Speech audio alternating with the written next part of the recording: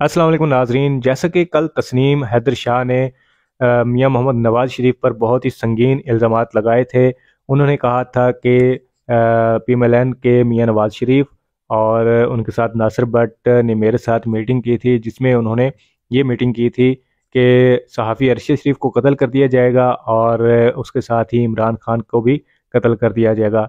जिसके नतीजे में सहाफ़ी अरशद शरीफ जो है वो कत्ल हो चुके हैं और जो इमरान खान हैं तहरीक इंसाफ के चेयरमैन, उन पर कातलाना हमला हो चुका है और वो इस हमले से बच चुके हैं।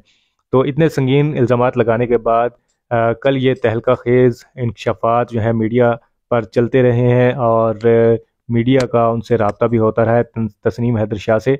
लेकिन आज मीडिया जब उनसे रब्ता करने की कोशिश कर रही है तो तस्नीम हैदर शाह अपनी कॉल अटेंड नहीं कर रहे और ना ही उनकी फैमिली से उनका रब्ता हो पा रहा है। यहाँ पर उनकी फैमिली पर भी काफ़ी दबाव डाला जा रहा है कि तस्नीम हैदर शाह अपने इल्ज़ामात जो हैं वो वापस ले लें। और वहाँ पर इस वक्त तस्नीम हैदर शाह लंदन में मुकीम है और उनका जो घर है वो पुलिस प्रोटेक्शन में है, लेकिन इसके बावजूद वो किसी की कॉल अटेंड नहीं कर रहे और किसी से उनका रब्ता नहीं हो पा रहा। अब खदशा यही ज़ाहिर किया जा रहा है कि कहीं उनको अगवा तो नहीं कर लिया गया।